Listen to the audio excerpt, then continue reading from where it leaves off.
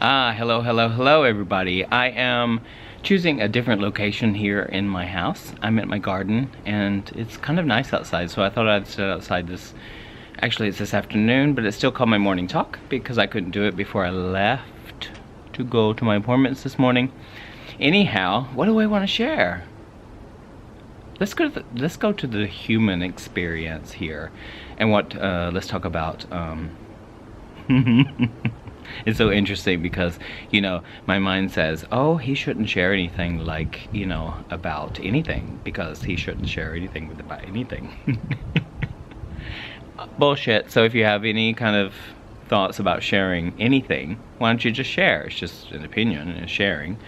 And some people may think I know what I'm talking about, and some people may not, but that's all good, right? So anyway, I'm here to share with you just a little bit of a perspective what would make, I think, a perfect relationship. Because I have been through several relationships, and I now am at the best one I've ever been in. And what is it about? It is really about live and let live. If you have so many requirements as you go into a relationship, those kind of things are interesting for oneself, but some of them are unrealistic.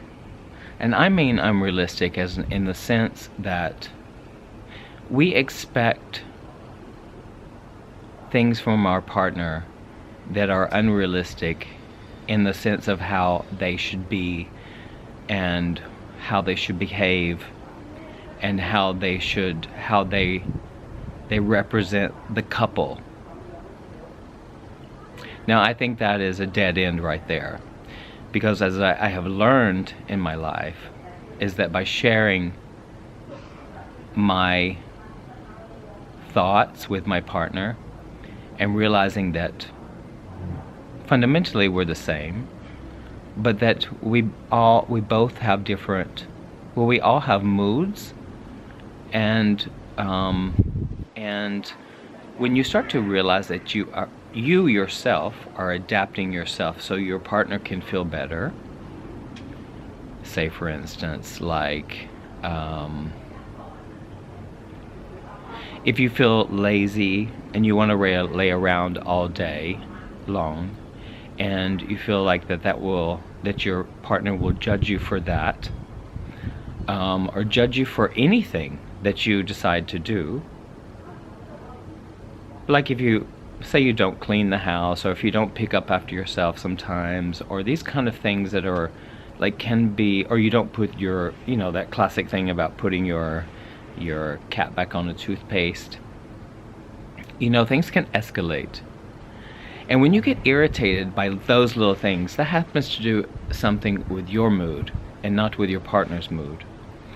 I believe that, if that makes any sense to you, I believe live and let live, and you know what your partner is about and how your partner behaves. If your partner gets really silent, allow your partner to be silent. What I used to do is that when they were silent or there was no communication, I put it upon myself. So I took it personally. I think in any relationship, stop taking things personal, because none of it's about you. And if you have requirements about your relationship, reconsider them. And the phrase, when you love someone, set them free. And if they come back, they were yours in the first place. First of all, I don't think they're yours. Now, I would probably get a lot of backtalk with that, but I don't believe that my partner completes me. I don't believe that my partner is my soulmate. I don't believe that my partner makes me whole, because before I come into this relationship, I want to be all of those things for myself, and to take care of myself and be myself around my partner. And that means be in my moods that I want to be, try to allow those moods, because as I talk about my personal development, this happens. And I can be irritated. I just spoke about being irritated with a little thing, such as like when my boyfriend clings his tooth on his teeth when he eats, can be so annoying for me. And if I don't pay attention to that, that can get so huge, and I can really want to slap him. But what is that about, really? Like, is it about me or is it about him? I think it's about me. So, you know, sometimes in relationships, because we are sharing, especially if we live together, or if you live together, you share a space. And sometimes, and I think it's very important, that you have your own space, that you take your own space, and that you know, like, I'm fortunate in ways because of my lifestyle. Like, I travel and I'm away for 2 or 3 weeks, and I miss him. Let me also say that I don't need my boyfriend to be happy or content. I want him in my life. That's a difference.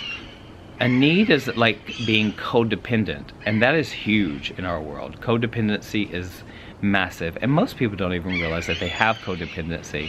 They always point the finger to the other. So there's this victimhood happening constantly with both partners, I think. And that one should behave, the other partner should behave in according to what your requirements are. And so therefore there's no growth within that person, perhaps, or something. All of this is just my perspective, but since I'm here right now on this planet, although, you know, I'm like thinking ascending, like going out there. So this human drama is not part of my repertoire, and I share it with you because I'm happier and my partner's happier. Live and live, allow the development of your partner to happen, the moods, the everything, and don't take anything personal. Stop taking things personal, and I think that if you stop doing that, things will change quickly in your relationship. Give the unconditional love. Give what you want. Give out what you want. I give unconditional love, and that's by accepting everything within my partner or however he wants to be. You know, there is respect in my relationship, so there's no anger thrown towards me. There's no like getting pissed off and blaming it on me. There's nothing. I don't experience that. And, you know, of course things arise, like when under certain circumstances you can take, you know, when they don't speak to you or if they want to be quiet, which is something rarely that happens, but perhaps that happens. It's nothing personal. Nothing is ever personal. And so you can talk about those things. Communication, I think, is very important. Communication about what, though? Like, not about having to fight to be right. And I'll tell you another secret. Giving up the need to be right is also extremely valuable. I think it's very valuable for me. I don't need to be right. I don't need for my partner to be right. I don't, you know, even in myself, you know, because my perspective and from where I'm standing, of course I think that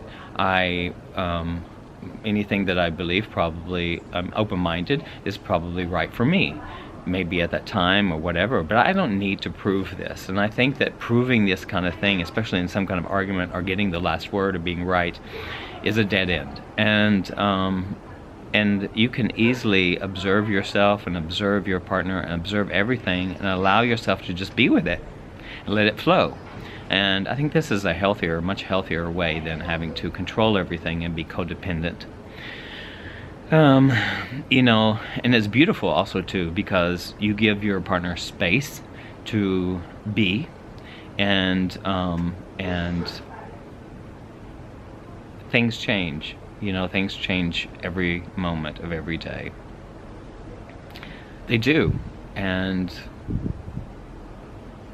that's love. That's love. It's not conditional. It's unconditional.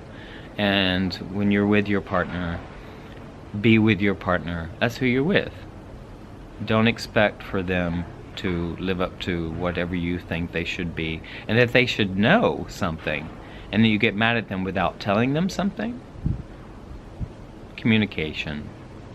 So don't expect for the partner to understand you, because sometimes they don't, maybe. They don't need to. I think it's just allowing live and let live, allow, and you have beautiful, prosperous relationships. Codependency out the door. Stop relying on the other to bring you happiness. And I don't know, I'm here sharing. Thank you for watching this far, and have a great day, and I love all of you so much. What a beautiful day it is outside. Bye.